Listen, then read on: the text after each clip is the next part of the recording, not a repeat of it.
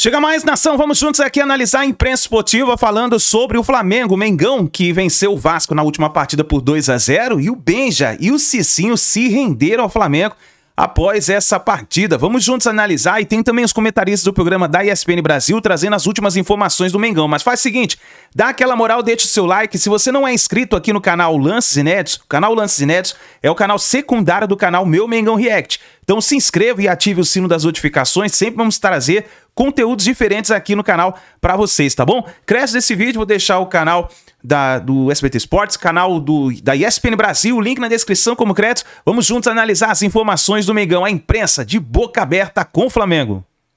Felipe Luiz, olha, o Flamengo tá louco, o Flamengo ganhou do Vasco, gente, pelo amor de Deus, daqui a pouco nós vamos falar desse jogo aí. Tá, ô Tanquinho, tá dando dó do time do Vasco, velho. A pergunta é, Felipe Luiz, como treinador, é mais do mesmo? Uma esperança? Eu não tenho essa placa, você roubou a minha. Futuro treinador da seleção ou um cara inexperiente? Então vamos lá, Felipe Luiz como treinador é mais do mesmo? É uma esperança? Eu não tenho essa o futuro da seleção ou inexperiente? Estou cerceando o trabalho do mano ali, hein? Senão a sua opinião não vale, né? A produção... Essa eu não vou falar, essa eu não vou falar. Não. A produção esqueceu do mano. Ó, sacanagem. Pode entrar, Gabrielzinho. Olha lá. Então repita, por favor. Valeu, Gabrielzinho. Tamo junto. Sim. Vamos ver. Vamos lá, mano. Felipe Luiz como treinador é mais do mesmo? Esperança, futuro da seleção ou inexperiente? Vamos lá? Baseado na resposta dos dois ali, eu vou colocar aqui. É a esperança da seleção brasileira. O futuro da seleção. Os dois. O Mauro Betti, ele é o futuro treinador da seleção? Isso a gente não sabe nunca, né? Mas que ele tem potencial para ser o futuro da seleção brasileira ou trabalhar num grande da Europa pelo começo e por aquilo que já se imaginava, sim. Tem muito potencial. O Cício, ele é uma esperança? Nos enche de esperança porque é um cara que entende, é um cara que sabe lidar ali com a questão de vestiário, sabe tratar os grandes jogadores e também aqueles que estão começando, ele sabe trazer o elenco e a seleção brasileira precisa disso. Esperança, mano? Eu acho, Benja, porque o grande treinador hoje é aquele cara que ele sabe tanto da parte tática do jogo, quanto aquele cara que sabe administrar ego dentro de um clube.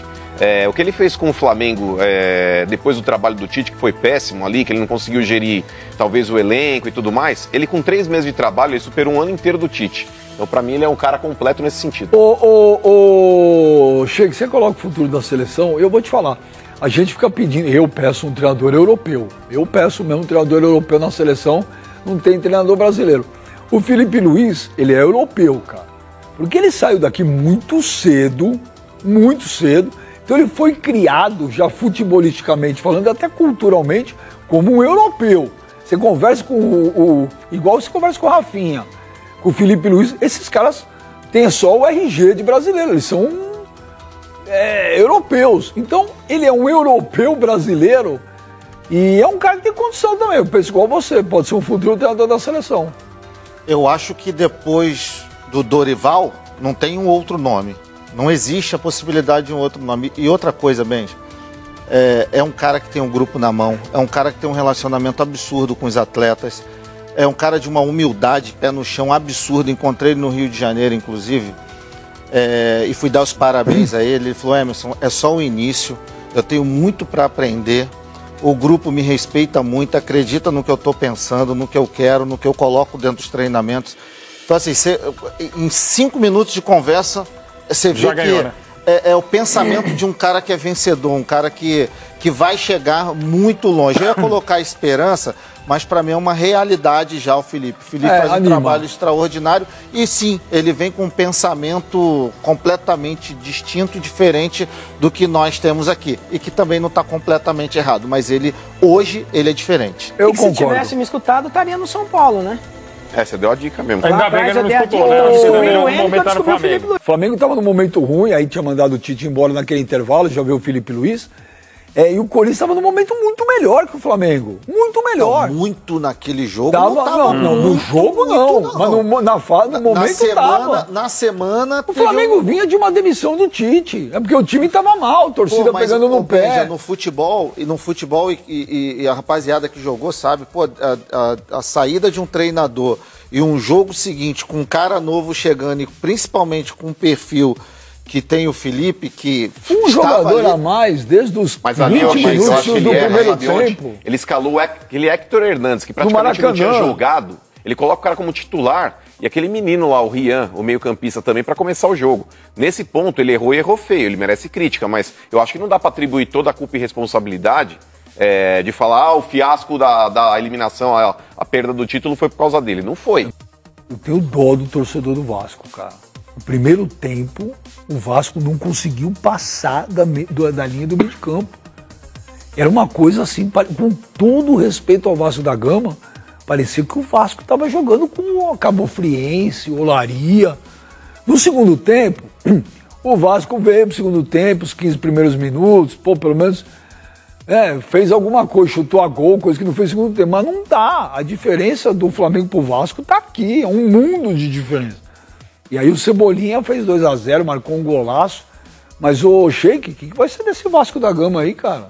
Então, Benja, na verdade, dois tempos completamente diferentes, né? O primeiro tempo, realmente, o Vasco foi... Acho que a estratégia do Carille não funcionou no primeiro tempo. Acho que ele tentou trazer o Flamengo e explorar o contra-ataque. E isso não funcionou. E o Flamengo fez o primeiro gol. Segundo tempo, acho que o vestiário funcionou ali. Teve uma bronca ali, armar a casinha ali certinho, o Vasco voltou melhor e começou o segundo tempo melhor que o Flamengo e equilibrou o jogo. A verdade é essa, o Vasco começa o segundo tempo melhor do que o Flamengo e equilibrou, mas realmente o elenco do Flamengo é impressionante. Saiu o Michael e entrou o Cebolinha, sai o João, entra o Francisco, o grupo é muito qualificado. E destaque pro Wesley, que realmente o melhor em campo. Tá voando, mas ele vem sendo o melhor em campo há muitos jogos, né? E tá merecendo já uma oportunidade, né? Tá jogando muito. Hoje é o melhor lateral direito em atividade no futebol brasileiro. Disparado. Ele tem que estar na convocação. Agora, encheram o saco dele, pô. O que ele fez ali no final? Uma coisa chata, velho. Os caras metendo o time do Vasco no bombo. Ele meteu a letra. Não, mas, Benja, quando o jogador tenta desrespeitar o outro, como já aconteceu em diversas oportunidades, é uma coisa, eu acho que tem que evitar mesmo. Mas o caso do Wesley aí, tava com uma tabela sendo feita ali na lateral do campo, e não houve nenhum momento ali uma tentativa de fazer graça. Ele usou um recurso ali pra tocar uma bola pra trás. Perfeito. Sabe, Mauro? E quando você tenta fazer uma gracinha, igual o Edmundo com o Gonçalves, aí é desrespeito. Aí tá correndo o risco de tomar uma machadada. Agora, no caso do Wesley, foi ridículo o que os jogadores do Vasco tentaram fazer ali. Perderam na bola e tentaram dar piti. Mas, Cício, o Felipe Luiz também criticou o Wesley. Você acha que era pra criticar? Falou, garoto, eu também já errei. Não era pra criticar. Na verdade, ele se posicionou de uma maneira assim, leve, né? Também tirando um pouquinho do foco de toda a discussão. Também ele inocentar por completo. Às vezes poderia gerar uma polêmica maior. Mas eu não vejo nada de fora do normal da maneira com que ele fez. Será porque ele é lateral? Se fosse um meio-campista, seria normal. Não seja corporativista, sim. Eu acredito porque eles devem se basear nisso. Claro. Vindo de um defensor, se fosse um meio-campista, um atacante, seria diferente. Então, assim, eu acho que a questão do Vasco, o Vasco vai demorar ainda uns 10, 15 anos para poder jogar de igual para igual com o Flamengo, se isso chegar as últimas 10 partidas. É muito desnivelado. As últimas 10. Tem caras competentes lá, Pedrinho, Felipe, os caras estão longe da competência. Eles pegaram o Vasco numa situação horrenda e aos trancos e barrancos. O Flamengo tá muito eles estão tentando organizar o Flamengo tá muito acima. Meio fraudulento. A gente começa pra valer essa edição falando do Flamengo, que tá com uma defesa muito boa com o Felipe Luiz, né? Em 7 jogos com o time principal, 1 gol só tomado, a defesa vai se consolidando mesmo com a mudança de peças. Aquela dorzinha de cabeça gostosa, a dúvida para montar uma equipe. É o problema de Felipe Luiz no Flamengo, especialmente na defesa. Em 3 clássicos seguidos foram 3 duplas diferentes. Contra o Fluminense, Léo Ortiz e Léo Pereira. Diante do Botafogo, Léo Ortiz e Danilo. Contra o Vasco, Danilo e Léo Pereira. Os fatores embaralhados não alteraram o resultado. 0 gol sofrido nos 3 clássicos seguidos. Com as saídas de Fabrício Bruno e Davi Luiz, a dupla titular da defesa rubro-negra parecia muito bem definida. Léo Ortiz e Léo Pereira. Mas aí chegou Danilo, capitão da seleção brasileira, experiente, anos de futebol europeu, joga pela esquerda e pela direita. Embaralhou a mente de Filipe Luiz. Agora pode ser um trio defensivo, uma dupla, tanto faz. O Flamengo está muito bem servido no setor defensivo. A concorrência entre eles é o que vai elevar muito o nível deles, né? Depois eu vou escolher, alguns deles em algum momento vão ficar com certeza bravos comigo, mas eu sempre digo e penso e acredito firmemente que o campo fala. E se eles estão falando no campo, os 3 estão insubstituíveis, eu vou ter que fazer alguma coisa para os 3 jogarem. Então, assim, depende deles. Simplesmente isso. E eu vou escolher sempre os que me falarem mais no campo. Mas, claro, com tantos jogos, todos eles vão jogar. Contra o Vasco, Felipe já, digamos, experimentou um pouco no seu laboratório vermelho e preto. Sem Alexandre e Ayrton Lucas, Varela jogou improvisado na esquerda. Amarelado, o uruguaio foi sacado no segundo tempo. Léo Ortiz entrou e formou zaga com Danilo. Léo Pereira acabou deslocado para a lateral.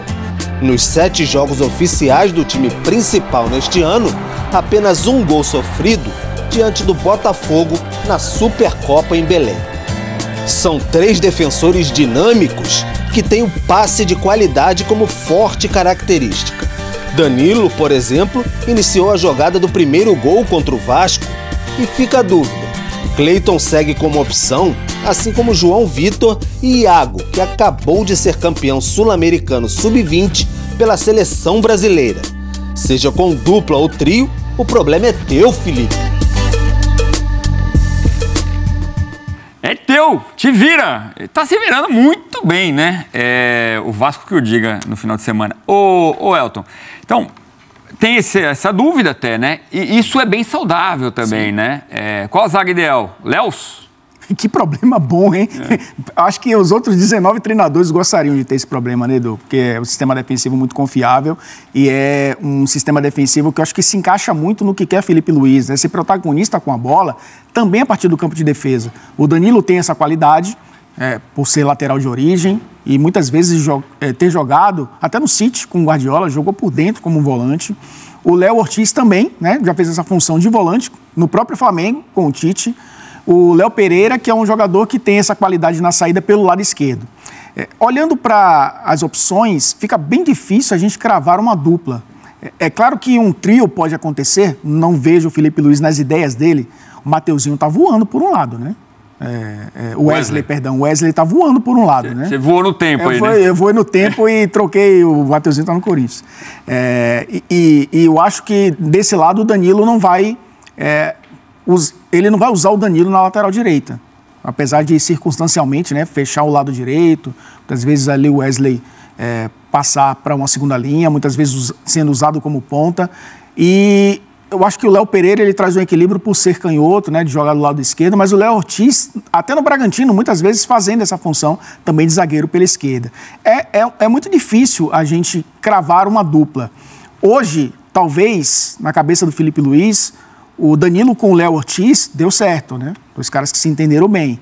Até porque os 2, como eu disse, jogaram como volantes, né? Jogaram uma linha à frente. Ou seja, quando o Flamengo precisar pressionar o adversário no campo de defesa, né? No campo de ataque do Flamengo, o campo de defesa adversário, você tem 2 caras que podem funcionar nessa primeira linha já no campo ofensivo, já trabalhando essa bola. Um passe de qualidade, exatamente, toque de classe. Não que o Léo Pereira não faça isso, ele tem um passe vertical até muito bom, né, para encontrar um jogador entre linhas. Mas eu acho que essa primeira dupla saiu um pouco na frente. Mas não é por demérito do Léo Pereira. Não acho que é um jogador ruim. Obviamente que não, né? Estamos elogiando aqui um trio de defesa. Ainda tem o Cleiton, né, que aí é uma boa opção também para o Felipe Luiz, mas fico com essa por enquanto, né?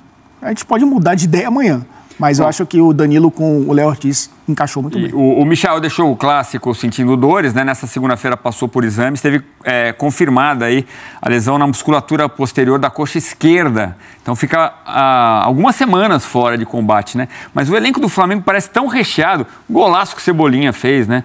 Que não parece ser um problema tão grande perder o Michael nessa reta final de Campeonato Carioca. Exatamente. E o curioso também é que a gente falava muito da ausência de laterais esquerdos e o Varela tem jogado por ali, deu assistência, cruzamento para a área com perna esquerda, né? Parecendo ali com um jogador, uma opção pelo lado esquerdo, bem interessante. É claro que não é o ideal. Você tem 3 laterais esquerdos e tem que colocar um lateral direito para jogar por ali. Mas mostra que o Flamengo vai entendendo o jeito de jogar do seu técnico. Por mais que tenha que mexer uma peça ou outra, jogar entre aspas fora de posição, Bruno Henrique já jogou por dentro, né, como atacante central. Tem feito muito essa função de jogar como referência. Essa questão que você traz, né, o jogador que é importante como Everton Cebolinha, ele traz algo diferente para o lado do campo, né? Assim como o Luiz Araújo também traz. Mas você tem ali jogadores que conseguem compensar isso muito bem. O meio-campo funciona bem também com jogadores que saem mais para os lados do campo.